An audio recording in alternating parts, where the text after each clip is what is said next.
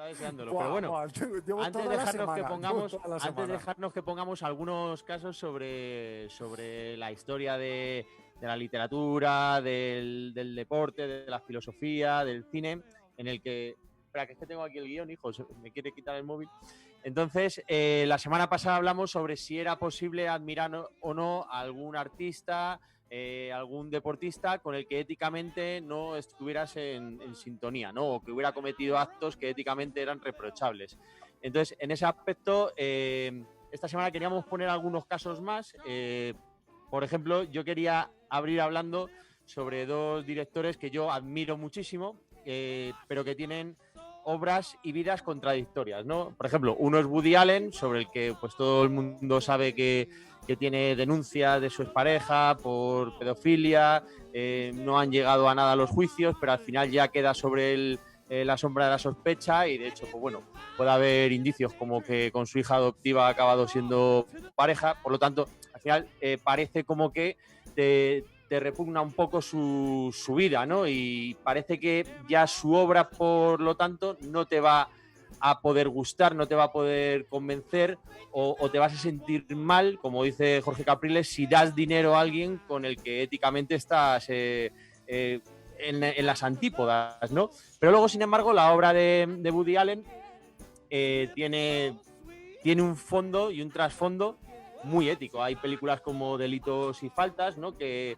habla sobre la responsabilidad de los propios actos y te pone ese debate moral en la palestra, o Match Point, que habla sobre la ambición desmesurada, desmedida, ¿no? Entonces, son películas con un trasfondo muy ético, muy moral, muy limpio incluso, que nada tiene que ver con su vida, ¿no? Entonces, al final, con los años, ¿qué quedará? Quedará su obra, ¿no? Yo defiendo que en este caso se puede defender la obra a pesar de que no simpatices con esa persona en su vida cotidiana. Y el caso contrario es, por ejemplo, ahí se me ha ido, Tarantino, que tiene una vida muy normal, el tío era responsable de un videoclub, yo qué sé, en su vida no ha hecho nada así fuera de tono, pero sin embargo su obra se puede llegar a considerar como una apología de la violencia. Yo es al único director al que le he visto una película en el cine y que a los 10 minutos se hayan levantado 15 o 20 personas de la sala y se hayan ido porque no entendían, ¿no? Luego él, cuando habla sobre... ¿Qué película fue aquella? Kill Bill, que además empieza, si recordáis la primera escena de Kill Bill, llega con la furgoneta, toca el timbre, abre la puerta a su antigua amiga y empiezan una batalla con katanas y cristales rotos y sangre por toda la casa y que dura como 5 o 10 minutos. Pues en esos 5 o 10 minutos que duró la pelea se levantaron como 10 o 12 personas de la sala y la abandonaron, ¿no? Entonces, bueno, hay gente que no entiende el mensaje de la violencia de las películas de Tarantino y por lo tanto es despreciable, ¿no? Para muchos. Entonces, esos pueden ser dos ejemplos contradictorios, ¿no? De vidas anodinas o malas con obra moral o inmoral, ¿no? Y el abuelo Xavier, en este caso, también tiene algún ejemplo de la historia del deporte. Yo antes de empezar con eso, sí voy a puntualizarte una cosa respecto a Woody Allen, mi postura. Hasta que no estrene la película que se desarrolla en Donosti, yo lo voy a seguir apoyando. Una vez que pase ese estreno, ya veremos. Y bueno, la semana pasada hablamos de un caso también polémico y muy de actualidad, como era el de Michael Jordan, y hoy vamos a hablar de otro caso que retorcemos un poco la polémica y que también está de actualidad porque se ha estrenado también un documental en este tiempo de la cuarentena contando su caso, que es el de Lance Armstrong, ¿no? Una de las cosas que ha sorprendido, no era fácil que Armstrong sorprendiera porque más o menos sabemos su trayectoria, pero una de las cosas que... no, pero sí, perdona, Xavi, como no van a sorprender si ese tío lo mismo te toca la trompeta, que te suba a la luna, que te gana un tour. Es verdad. Tiene una familia muy amplia y de hecho interracial, porque lo mismo se vuelve negro y te toca la trompeta que suba a la luna y luego te gana 7 tours, efectivamente. Y bueno, de hecho te voy a decir una cosa, Armstrong en realidad no se apellida Armstrong, ¿eh? Pero bueno, esa es otra historia. El caso es que una de las cosas que dijo es que él se dopó desde el primer año que empezó a competir en profesionales. Y eso es en el año 92, y en concreto Armstrong debutó en la Clásica de San Sebastián, que en este caso es casualidad, que hable yo de la Clásica de San Sebastián porque realmente debutó como profesional en esa carrera.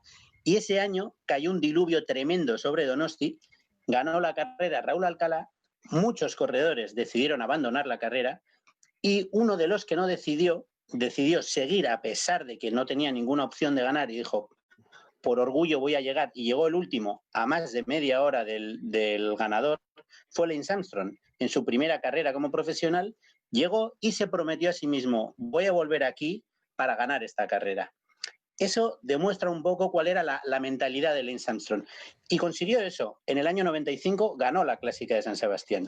Es un poco como idea de quién era Lance Armstrong.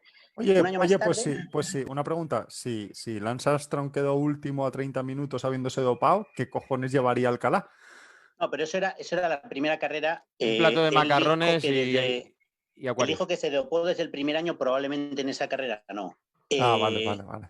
Bueno, lo cierto es que, como todo el mundo sabe, en el año 96 se le detecta un cáncer de testículo. Él mismo también decía en este documental que no podía asegurar que el doping no hubiera acelerado el proceso del cáncer. Él decía, yo tomé hormona del crecimiento, que si favorece todo lo bueno de mi cuerpo, no es de extrañar que también favorezca lo malo.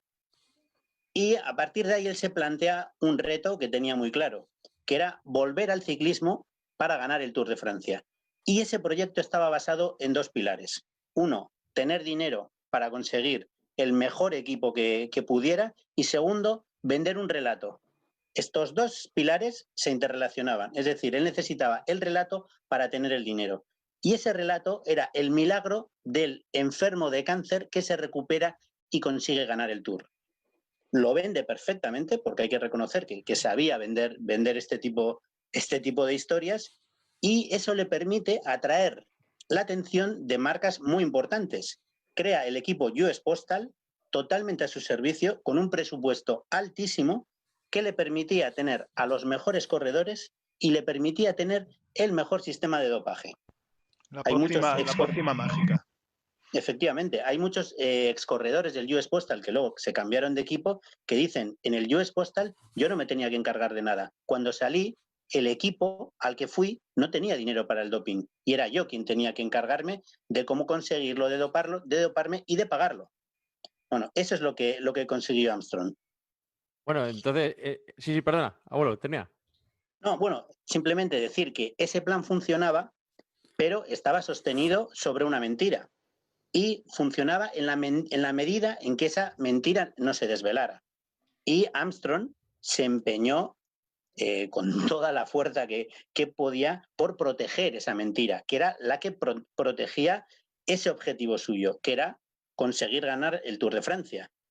En el año 99 hay un ciclista francés que denuncia el dopaje en el Tour, y Armstrong presionó a este ciclista para que abandonara la carrera, diciéndole en plena carrera que estaba haciendo daño al ciclismo, etc. En el año 2004, en una etapa del Tour de Francia, cuando ya iba para su sexto Tour de Francia, en una etapa sin trascendencia, se escapa un grupo de corredores, entre ellos iba Filippo Simeoni, y Armstrong sale a la escapada, él solo, a unirse a la escapada, lo cual no tenía ninguna trascendencia. Simplemente Filippo Simeoni había testificado en un juicio contra Michele Ferrari, que era el médico que proveía de todo el dopaje a Armstrong. Armstrong saltó detrás de Simeoni para que el pelotón reaccionara de manera que la escapada con Simeoni no pudiera salir adelante. El resto de corredores de la escapada hablaron con Simeoni, tío, vuélvete al pelotón, que si tú estás aquí nosotros no tenemos opciones. Le presionaron y debió volver atrás. Una vez que Simeoni frena, Armstrong frena con él. Según Simeoni, en ese momento Armstrong le dice, has cometido un error al testificar contra Ferrari. Tengo mucho dinero y tiempo para destruirte. Esos son, según las palabras de Simeoni, lo que le dijo Armstrong cuando estaban los dos volviendo al pelotón. Lo cierto es que Armstrong consigue ganar esos 7 tours, es decir, ese sistema funcionó a la perfección, y una vez que gana el 7º tour, digamos que completa ese relato en el podio de París, en los Campos Elíseos, con la siguiente frase. Para los cínicos y los escépticos, lo siento por vosotros. Siento que no podáis creer en grande. Siento que no creáis en milagros. Pero este es un gran evento. Deberíais creer en estos atletas y en esta gente. No hay secretos. Esto es un deporte de gran sufrimiento. Vive le tout. Cuando dice deberíais creer en esta gente, Iván Basso y Ulrich, que estaban a sus dos lados, y los dos luego se ha sabido que también se dopaban, Iván Basso agacha la cabeza con cara de malo. Y bueno, el caso es que este relato de Armstrong le funcionó hasta que esas patas tan frágiles dejaron de funcionar.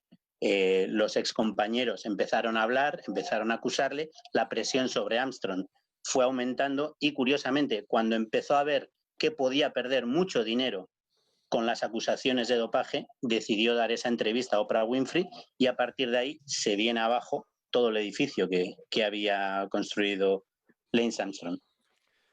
Bueno, Lance Armstrong es sin duda a lo mejor el ejemplo de la filosofía de Nietzsche, del poder de la voluntad, de eliminar la compasión para alcanzar el superhombre, y es justo los dos siguientes ejemplos que iba a poner, Nietzsche, Kant, que son dos profesores universitarios, lo mismo, nuevamente, con dos vidas muy anodinas.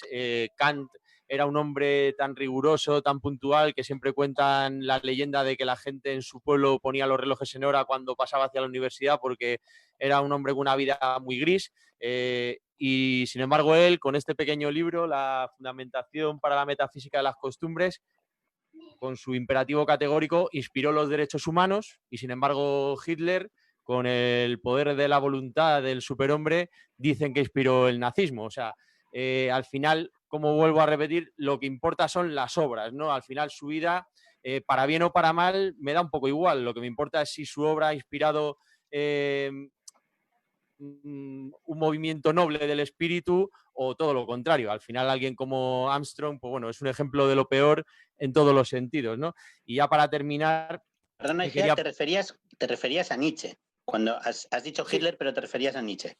Ah, sí, he dicho Hitler. Bueno, que Nietzsche pudo... O sea, le acusan de que a Nietzsche de que pudo inspirar a Hitler con el tema del superhombre para el Holocausto. Me he equivocado. Luego, evidentemente, con la historia se ha revisado mucho su obra y al final, pues es como todo, ¿no? La Biblia la puedes utilizar para lo bueno o para, como Donald Trump, Biblia en mano, justificar malos actos, o George Bush para invadir Irak con Biblia en mano. O sea, que al final es la interpretación que también se da de las obras. Y para terminar, pues bueno, dos ejemplos de la música, ¿no? Sabina, del cual admiro enormemente su obra, pero cada vez que ha hablado y le he visto... pues a lo mejor banalizando el tema de las drogas en entrevistas, casi haciendo algo romántico de ellas, tal, me ha parecido que hacía algo de apología. Bueno, pues es alguien que admiro mucho como artista, pero cuando veo una entrevista suya cambio de canal porque no me dice nada. Y en este caso hay un ejemplo como el de Javier Álvarez, que ya,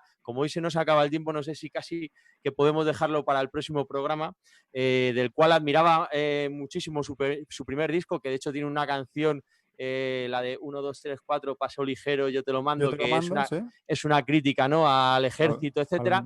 Y sin embargo, en un segundo disco nos sorprendió a todos con una versión del Novio de la Muerte, que es el himno legionario, no es el oficial. Y entonces de pronto para mí fue como una explosión en la cabeza. Dije, ¿qué le ha pasado a este hombre? En 4 años ha pasado de ser antibélico a de pronto hacer un homenaje a la Legión, tal. Y bueno, pues me escuchaba el disco, pero cuando llegaba esa canción la pasaba. Y 15 años después, un buen día, no sé por qué, me vino a la cabeza nuevamente y dije, ¿por qué este artista haría aquello entonces? Y entonces me dio, ahora que tenemos tanto acceso a la información, por leer una entrevista sobre las explicaciones de por qué grabó el himno legionario, y eso lo dejaremos para el próximo programa, ¿no, abuelo Xavier?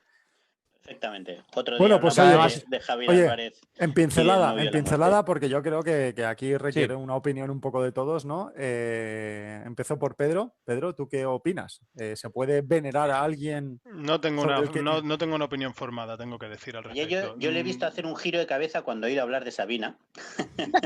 Bueno, yo yo creo que aquí en el debate habéis tocado diferentes palos, porque no es lo mismo, por ejemplo, la ética dentro del deporte, de lo que pasa de manera legal dentro de una cancha como lo que hacía, por así decirlo, Michael Jordan. O sea, Michael Jordan, ¿qué pasa? Que era un tirano dentro del campo, pero bueno, era un tirano porque quería llevar a su equipo al éxito. Sin embargo, parece Lance que Armstrong... no era solo dentro del campo, ¿eh? Bueno, Lo que descubre era un tirano, esta serie documental es vale, que también fuera lo era. pero me parece bien, es decir, era un tirano para conseguir un objetivo deportivo. Bueno, pues Bueno, te como puedes... espectador igual te parece bien, igual como compañero no te parece tan bien. Bueno, pero como compañero tú ganaste 6 anillos gracias a él, ¿no? Gracias a Bueno, esa dictadura, por así decirlo. O sea, pregúntales a ver si les mereció la pena. bueno, está en el reportaje casi todo, ¿no? Entonces, una cosa es esto y otra cosa es, oye, pues haber hecho trampas, o otra cosa es, pues yo qué sé, Delito, claro, una cosa. haber violado a una chica hace 15 años y que hoy se te venere porque se te ha estrellado el helicóptero. O sea, ojo, o sea, estamos hablando de cosas muy diferentes, ¿no? O sea, yo jamás entenderé todo este apoyo mundial que ha habido en torno a la figura de Kobe Bryant, cuando Kobe Bryant, pues de todos es sabido lo que hizo en su juventud, que lo silenció todo a base de talonario y fin de la historia, ¿no? Otros casos dentro del fútbol tenemos, ¿no?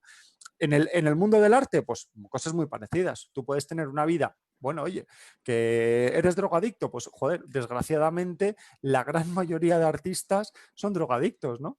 Sí, pero puedes ser drogadicto y no hacer apología de la droga cuando sales a hablar en los medios, porque precisamente como referente puedes influir en los jóvenes, ¿no? Oye, pero Iván, ¿cuántos raperos escuchas tú en el que dicen pásame la caña, no sé qué, no sé cuántos, o sí, escape, o no sé qué, no sé cuántos? Mira, o sea, y te pongo un ejemplo, te pongo a W. No vamos a censurar las opiniones Sí. de la gente. No, pero te pongo a W. O sea, todo el mundo puede haber cometido errores, pero por ejemplo, W dijeron que llegó un momento en el que, claro, cuando era el rap una música marginal que escuchaban 4 gatos y todos más o menos del mismo perfil, pues ellos decían lo que les pasaba por la cabeza. Y de pronto, cuando ha empezado a ser un movimiento de masas que ya llega a mucho más público, que lo escucha gente más joven, ellos en entrevistas han dicho, ahí a nosotros nos hizo sufrir una reflexión muy profunda de cuál tenía que ser el mensaje que nosotros trasladábamos. O sea, que teníamos que tener mucho cuidado, porque hay gente que hace lo que nosotros decimos. Entonces, tenemos que tener mucho cuidado con el mensaje de nuestra obra. Que luego ellos en su casa se quieren drogar, es su problema, pero a la hora de hacer una obra de arte, como una canción, como un libro, como tal, tienes que tener cuidado con el mensaje que trasladas porque estás influyendo, ¿no?, en el público. Esa es la diferencia para mí. No sé lo que opinan Rocío y Gun. Yo, a ver, así, si yo lo relaciono más con la ética, es decir, si sé que lo que está haciendo, o sea, si no lo sé y es un genio, pues lo voy a vanagloriar, ¿no? Y voy a decir, ostras, pero si sé que detrás de eso ha cometido algo que realmente no es ético, bueno, en el caso de Woody Allen, la verdad es que para mí, por mucha obra de arte que haya hecho, ya no lo miro igual, o sea, pierde toda su credibilidad o su valor. Su valor. ¿Halo? ¿Antes de un halo? Yo, en ciertos casos, puedo disociar la obra del artista, pero solo si la obra la conocía antes de saber las cosas chungas del artista. Si ya sé que el artista ha hecho cosas moralmente malas antes de ver la obra, no voy a disfrutar de esa obra. Pero, por ejemplo, John Lasseter, el antiguo director de Pixar, ha sido apartado por sobeteos indeseados y demás, y no volveré a ver una peli suya. Pero no significa que no me encante Toy Story, que es una peli de mi infancia que me marcó mucho. Yo lo que decías tú, hay que diferenciar un poco la ética del delito, y que aquí no hay nadie que sea un ser de luz. Todo el mundo tenemos nuestra luz y nuestra sombra, y a lo mejor yo no estoy de acuerdo con algo que tú has hecho, que has dicho, sin que sea delito, y no tengo por qué cancelarte. Creo que deberíamos también un poco tener la cabeza fría y diferenciar un poco, pues, la persona de la obra, y deberíamos preocuparnos menos muchas veces de saber que esa persona qué es lo que hace en su tiempo libre o qué hace en su vida personal.